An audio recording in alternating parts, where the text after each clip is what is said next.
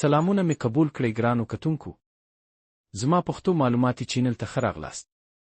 د ایران دفاعي سیستم څنګه کار کوي؟ کله چې دښمن د ایران سیمې ته داخل شي نو رادار یې سمدلاسه کشفوي.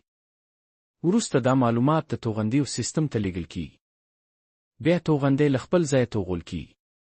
د دې توغندي په سر کې یو مایکر کنټرولر نصب وي چې د رادار د معلوماتو پر اساس د دښمن موقعیت معلوموي، هغه تعقیبوي او نهایتاً هدف ویشتي.